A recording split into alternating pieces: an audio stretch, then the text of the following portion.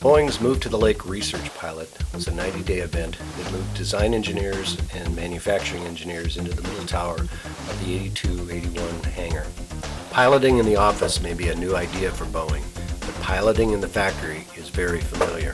Mechanics help build full-scale and miniature models. Production work is made visible with signage and team identity. Production efficiency and effectiveness are enhanced with customized tool sets. By focusing on the user, Boeing and Steelcase chose to use a similar approach for identifying the optimum tool set for office workers. Our efforts started in September of 2002 with a 3-day workshop for a large cross-section of the Boeing Renton campus. The Move to the Lake critical success factors were an important output of this workshop. In January of 2003, we enlisted the help of 18 design and manufacturing engineers from Kendall Craig and Joe Hennessy's Interiors, Lining, and Furnishings group. This willing group built full-scale and miniature models of the optimized office. They presented their solutions to their peers. MBBJ architects helped us with the design development throughout the process. Our pilot participants voted on the plans as they developed. Our starting pilot office solution was installed in the central tower of the 81-82 building on March 1st, 2003. Throughout the 3 months of the pilot, video ethnography, still photography, and video interviews were used to help us understand the work process and to identify the optimum tool set to support the work being done. Locating engineers close to the airplanes and the mechanics is one of the most easily understood benefits of the Move to the Lake initiative.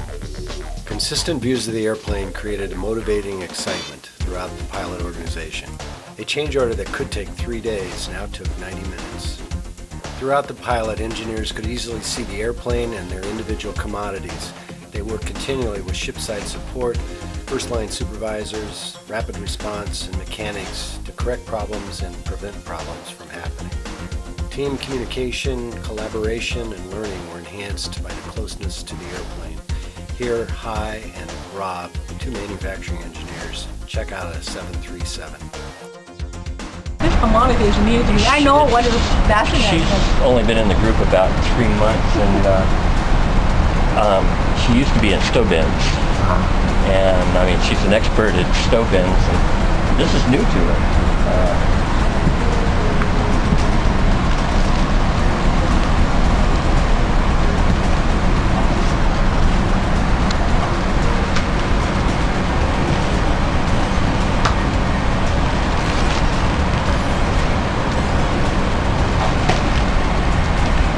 There's no problem with this airplane.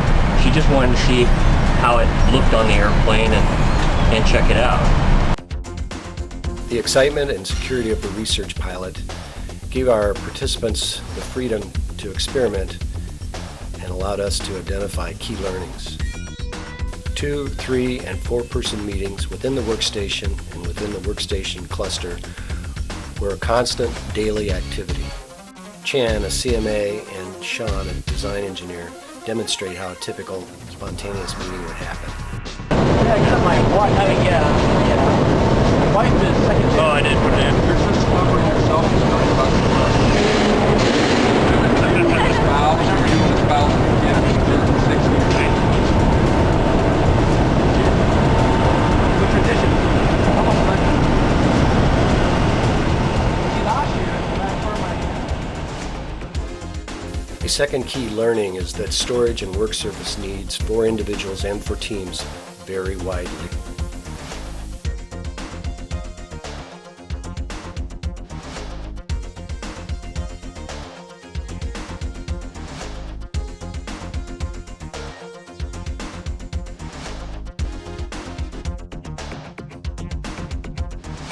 Access and availability of open and closed meeting areas for individuals and teams became more and more important as the pilot continued. Our pilot environment offered several different types of meeting spaces, both open and closed, and were used by the participants in many different ways. In the first week of the pilot, noise particularly was identified as a major inhibitor of thinking and communicating within the pilot space. As a result, noise abatement for all residents of the hangar was being considered for the Move to the Lake initiative. The pilot experience helped us understand that Boeing's culture identifies work with being in the workstation. The cultural value placed on the individual's workstation at first inhibited our participants from using spaces other than their workstation. Late in the pilot process, the idea of making work visible for the engineers became an important key learning. Unlike the visibility of the airplane for the mechanics, work in process for engineers can be very difficult to see.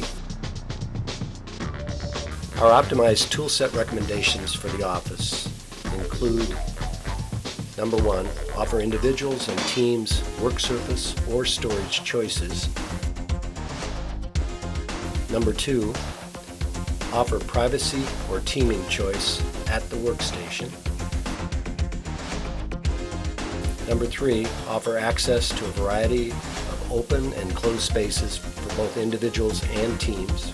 More specifically, at the workstation, give users a choice of extra work surface or storage, a choice of add-on panel stackers for extra privacy, and the use of mobile screens to enhance privacy. Individual and team solutions would benefit from non-handed components and a limited kit of parts. Spaces should offer both open and closed environments and be supported by a raised floor and plug-and-play technology. To demonstrate our proposed solution, Steelcase built a full-scale foam core model and a fly-through animation. Our proposed solution offers Boeing 4 different levels of user toolset support and can be directly related to the number of persons going into the hangar. Neighborhood A is Boeing's current 6x6 cubicle standard combined with products that are more mobile. It would support approximately 1,500 engineers in the 81-82 hangar. Neighborhood B is our ending pilot solution and our go-forward solution for the MttL project. It includes 6x6 cubicles with mobile product, panel stackers, and support for teams in the center of the cluster. Teams and individuals are also supported with a variety of open and closed settings. It supports 1,200 engineers in the 81-82 building. Neighborhood C offers a wider workstation, 6 by 7.5 feet, to support collaboration at the workstation. This solution also gives individuals and teams a choice of additional work surface or storage. Personal privacy screens signal availability and are also whiteboards. Neighborhood C supports approximately 1,000 engineers in the 81-82 hangar.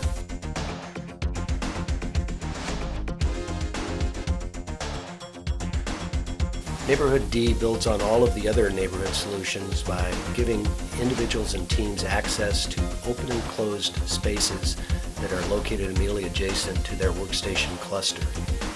Neighborhood D represents the optimized tool set and supports approximately 800 engineers in the 81-82 building.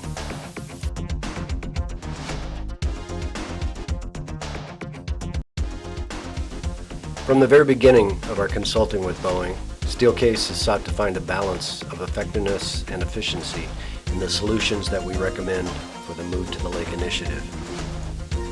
Boeing's decision to go forward with Neighborhood B as the solution for its Move to the Lake initiative significantly improves the tool set for engineers and gets 1,200 people very close to the airplane and to the people that build the airplane.